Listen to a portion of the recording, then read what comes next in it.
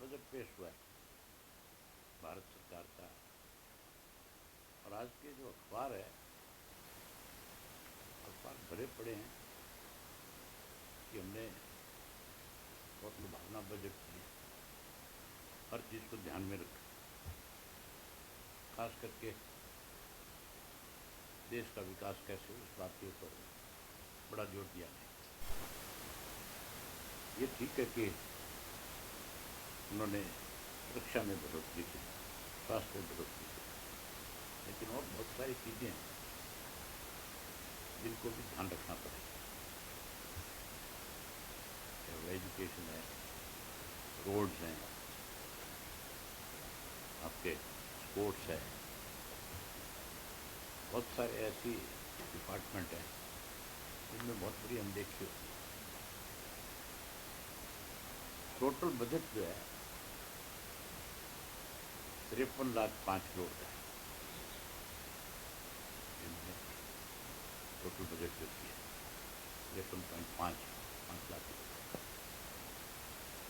उसमें जो देखने वाली बात है, 24% जो है वो ब्याज का पैसा है।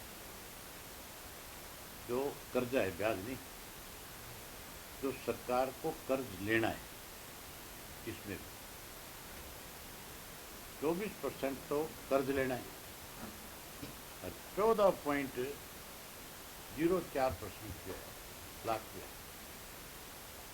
वो आपको कर्जे के रूप में देना है।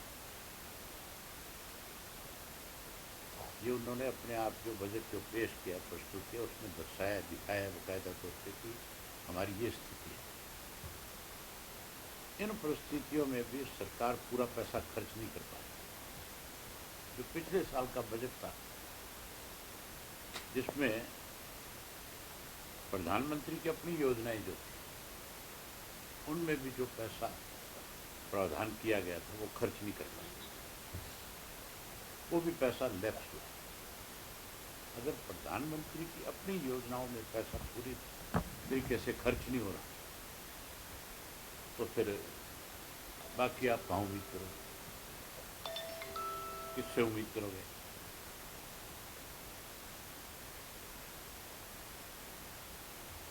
प्रधानमंत्री की जो आवास योजना थी, ग्रामीण आवास योजना, उसके अंदर 2025 और 26 में 57,832 करोड़ रुपया खर्च करना। उसमें खर्च किया गया टोटल 32,500 करोड़, करीब करीब 25,000 करोड़ रुपए जो इसमें लैप्स हुआ है। बहुत बड़ा अमाउंट होता है। कहाँ गांव में कहते हैं कि हम ग्रामीण इलाके के अंदर गरीब लोगों को मकान बना करके देंगे, ये वो आवास योजना है जो पूरी तरह से इनकी धराशायी होगी। 50% पैसा भी उसमें ये खर्च नहीं कर पाए, ये हालत थी। ये सारा पैसा अलग अलग स्टेटों को जाता है, और स्टेटों में जहाँ जाएगा पैसा, वहाँ स्टेट अगर इस पैसे को खर्च नहीं कर रही, तो या तो मॉनिटरिंग ठीक ढंग से नहीं हो रही सेंट्रल गवर्नमेंट की, प्रधानमंत्री का जो ऑफिस है वो मॉनिटरिंग नहीं कर पा रहा, और या फिर जो स्टेट खर्च नहीं कर रही, उनको फिर आइंदा इस बात का ध्यान रखना चाहिए कि उनको इन स्टेट को शामिल किया जाए कि नहीं किया जाए। लेकिन इसमें केवल राजनीति करते हैं। जहाँ चुनाव होता है वहाँ ये फंडिंग ज़्यादा करते हैं, वहाँ पैसा ज़्यादा देते हैं उन स्टेटों को, और वहाँ फिर लुभाने की कोशिश करते हैं गरीब आदमी को इस माध्यम से।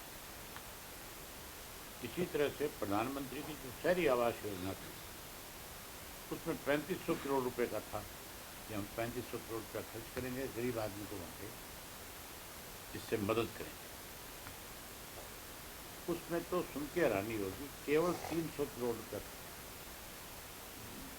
3200 करोड़ लैप्स हो गए। इसी तरीके से सड़कों में जो है 19,000 करोड़ रुपए का इन्होंने टोटल खर्च करने का, प्रधानमंत्री आवास, वो जो प्रधानमंत्री सड़क योजना, उसमें 19,000 करोड़ रुपया खर्च करना था पूरे देश के अंदर।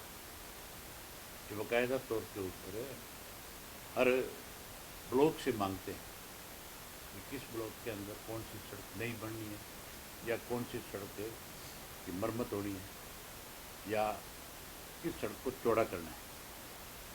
ये योजना शुरू करी थी अटल बिहारी वाजपेयी। वो पूरे देश को सड़कों के साथ ग्रामीण क्षेत्र को जोड़ना चाहते थे। इस योजना में भी आप ये देखो टोटल पैसा खर्च कर पाए ये 11,000 करोड़ रुपया, 8,000 करोड़ रुपया इसमें भी लैप्स हुआ सरकार। इसी तरीके से राष्ट्रीय पेयजल योजना जो है, पीने के पानी की जो योजना बनाई जाती है, उसके अंदर प्रधानमंत्री की जो योजना है उसमें 67,000 करोड़ रुपए का इन्होंने प्रावधान रखा था खर्च करने का। उसमें भी केवल खर्च कर पाए 17,000 करोड़। 50,000 करोड़ रुपए लैप्स हो गए जो खर्च नहीं हुआ। फिर ये कहते हैं कि हम देश को बहुत आगे लेकर जा रहे हैं, बहुत विकास कर रहे हैं। ये हालत है इनकी विकास की। प्रधानमंत्री स्कूल फॉर राइजिंग इंडिया कि एजुकेशन को कैसे राइज किया जाए, कैसे बढ़ाया जाए, उसके लिए इन्होंने 75,000 करोड़ रुपये का प्रावधान रखा था खर्च करने का। और टोटल खर्च पता है कितना है? 4500 करोड़। बाकी सारा पैसा लैप्स हो गया। ये इनके अपने बजट के अंदर इन्होंने सारी चीज़ दर्शाई है कि कब कब हमने किस किस योजना में कितना कितना पैसा रखा था पिछले साल में और कितना कितना खर्च हुआ वो बताया गया। इनके अपने आंकड़े हैं, ये कोई मतलब हमने अपनी तरफ से नहीं बनाए। ये सारे आंकड़े इन्होंने खुद दिए, उसी में से हमने ये सारी चीज़ें निकाल करके बताई है। क्या हालत है इनकी। इंडोरा तो पीटा जा रहा है कि बजट बहुत बढ़िया दिया है हमें। बजट में जो है किसान का भी बहुत ख्याल रखा गया। हरियाणा का विशेष रूप से मुख्यमंत्री का बयान था कि बच्चों को रोजगार मिले, नौकरियां मिले। मुख्यमंत्री से पूछने वाला हो, रोजगार तो आज की तारीख में जो जितनी पोस्टें निकलती हैं उनमें 80 से 90% जो है जो युवा जो अप्लाई करते हैं वो बाहर के लिए जाते हैं। जो पर्ची और खर्चे की बात करते हैं वो खर्चे के साथ आते हैं सारे। इन्होंने तो ये कहा है कि 3 हवाई पट्टियाँ जो है उनको एक्सटेंड कर दिया जाएगा। अम्बाड़ा वाली का नाम जिक्र कर दिया, हिसार का कर दिया, करनाल का कर दिया। हिसार तो ऑलरेडी एक्सटेंड की हुई है, अम्बाड़ा ऑलरेडी एक्सटेंडेड है। करनाल वाली में हो सकता है कोई छोटा मोटा पैसा कोई खर्च हो जाएगा, ये रूटीन की चीज़ है। ये कोई अलग से कोई पैसा है जो हरियाणा के लिए खर्च नहीं हुआ। बाकी जो है छोटा मोटा ये दिखाया गया कि नए उद्योग लगा रहे हैं। उद्योग तो हमारी अपनी पॉलिसी है स्टेट की। अगर हमारी स्टेट जो है उद्योग के लिए प्लॉट अलॉट करती है, प्लॉटिंग करती है, तो मान के चलो कि कोई ना कोई आकर के प्लॉट खरीद करके अपनी इंडस्ट्री लगाएगा। लेकिन हमारे प्रदेश में हालात इस किस्म के नहीं हैं कि कोई व्यक्ति आकर के यहाँ इंडस्ट्री लगाएगा, क्योंकि यहाँ तो कानून व्यवस्था का ज्वाला पिटा हुआ है। और जहाँ कानून व्यवस्था सही नहीं हो, जहाँ रोज़ इंडस्ट्रीज को थ्रेट किया जाए, फिरौतियाँ मांगी जाए और सरकार की तरफ से ये कहा जाए कि हम प्रोटेक्शन नहीं दे सकते आप, वो कोई उद्योग क्यों लगाएगा? उद्योग आएंगे कैसे? हरियाणा की बहुत बड़ी अनदेखी हुई है। और बजट की हालत आपके सामने मैंने बताई है, ये है। इस तरह के हालात जब होंगे तो फिर मान के चलो बजट तो केवल लिपापोती है, दिखावा है। सही मायने में पैसे का सदुपयोग नहीं हो रहा, पैसे का दुरुपयोग हो रहा। कहीं ना कहीं इस पैसे को फू खाते में डालकर अपने लोगों की जेब में डालने का काम किया जाए। आने वाले दिनों में हरियाणा का भी बजट है, क्या उम्मीद करते हैं?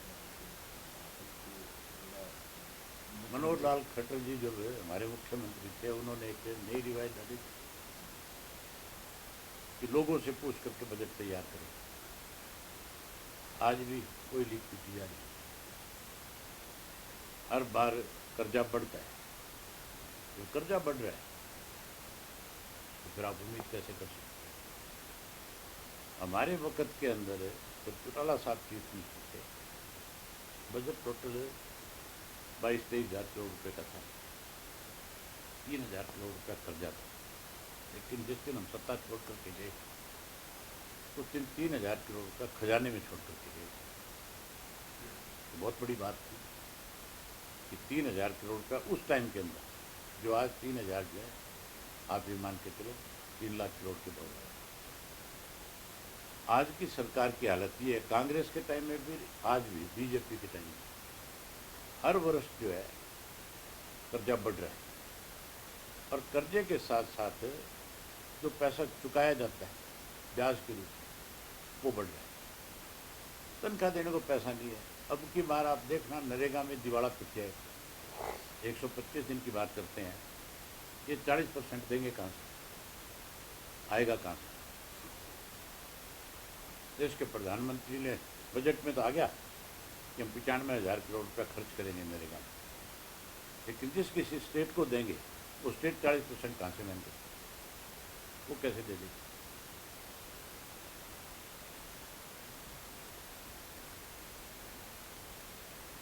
जो पंजाब के नेता मजीठिया हैं, जो उनकी सुप्रीम कोर्ट से बेल हुई है,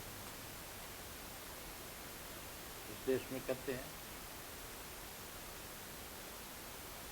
कि सरकारें जो है वो कहीं ना कहीं अपने विरोधियों को प्रताड़ित करने के लिए, परेशान करने के लिए इस किस्म के झूठे मुकदमे बनाती है। लेकिन हमारी न्याय प्रणाली पे हमें आज भी भरोसा है कि वो इस चीज़ को ध्यान में रख करके न्याय करने का काम करती है। आज बहुत अच्छा फैसला सुप्रीम कोर्ट की तरफ से आया, और जहाँ उनको जमानत मिली, वहीं मौजूदा जो सरकार है पंजाब में, आप पार्टी, उसके मुँह पे करारा चपत हुआ इस बात को लेकर। अभी तो जमानत मिली है, आप ये देखना वो इस केस में बरी भी है। ये मुकदमा पहली बार नहीं बनाया गया, ये मुकदमा दूसरी बार बनाया गया।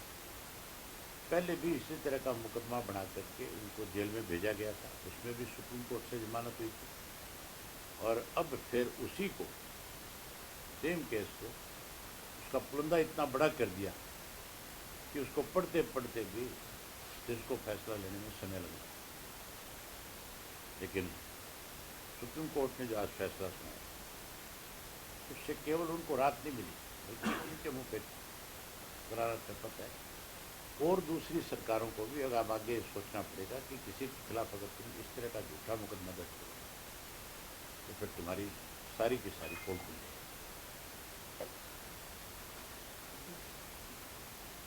हमारी कल मीटिंग है पार्टी, बुढ़ापा पेंशन को लेकर के हमने मीटिंग बुलाई है, और बुढ़ापा पेंशन के साथ साथ ये जो नगर परिषद के चुनाव होंगे, इसके लिए हम कल फैसला करेंगे कि नगर परिषद के चुनाव में कहाँ कहाँ से किस किस को प्रत्याशी उतारा जाए। हम कल ये तय कर लेंगे। और बुढ़ापा पेंशन आज जो है, बड़ी हैरानी की बात है, चौधरी देवीलाल ने बुढ़ापा पेंशन जब बनाई थी तब कहीं ये नहीं लिखा हुआ था कि किसकी कितनी इनकम होगी, हर इनकम के आधार पर इसको काट दिया जाए। तो बुढ़ापा पेंशन सम्मान पेंशन थी, आज भी इसका नाम सम्मान पेंशन, बुढ़ापा पेंशन नहीं। ये हर उस बुजुर्ग को सम्मान दिया गया था जिसकी उम्र उस वक्त में 65 साल थी, और वो कम होती होती 60 वर्ष। सरकार को बजाय पेंशन काटने के बुजुर्गों को सम्मान देना चाहिए। लेकिन इन्होंने तो अब एक तरह से, जैसे वो एक योजना बनाई थी लाडो योजना, उसमें महिलाओं को अपमानित किया, उसी तरह से बुजुर्गों को भी अपमानित करने का काम करते। हम इसके ऊपर भी कल अपनी पार्टी की तरफ से विचार विमर्श करेंगे। हम चौधरी देवीलाल की नीतियों को आगे बढ़ाने वाले लोग, और हम इस पर बड़ा फैसला लेंगे। हम बुजुर्गों के इस मान सम्मान को किसी कीमत पे कम नहीं होना। इसके लिए कल बैठ करके सारे आपस में विचार विमर्श लेकिन वो निशान पे लड़ेंगे या नहीं लड़ेंगे? निशान पे लड़ेंगे। जब हमारा संगठन है, पार्टी का संगठन बना हुआ है हमारी का, हमने बूथ सतह पे संगठन बना रखा है, तो फिर हम सिंबल पे लड़ेंगे, क्यों नहीं लड़ेंगे? एसवाईएल को लेकर अभी सीएम दोनों पंजाब और हरियाणा में मीटिंग हुई थी, साथ में मीटिंग थी, उसमें तो हमने निकला। अब वो कह रहे हैं कि अधिकारी मीटिंग मैंने उस बारे में पहले बड़े विस्तार से सारी बातें बताई थी, आज फिर बता देता हूँ। पंजाब के जब तक चुनाव नहीं हो जाएंगे तब तक इस पर कोई फैसला नहीं आएगा। दिवाला पिट गया सरकार का, चीफ मिनिस्टर का। अगर अधिकारी बैठ करके कोई फैसला करते तो फिर सुप्रीम कोर्ट क्यों गए? फिर सुप्रीम कोर्ट जाने की जरूरत क्या थी? तो अधिकारी फैसला कर देते। चीफ मिनिस्टर मीटिंग क्यों कर रहे हैं? अधिकारियों से फैसला कराना। सुप्रीम कोर्ट की अवहेलना की जा रही है, सुप्रीम कोर्ट को गुमराह किया जा रहा है। सुप्रीम कोर्ट को कड़ा इस पे नोटिस लेना चाहिए।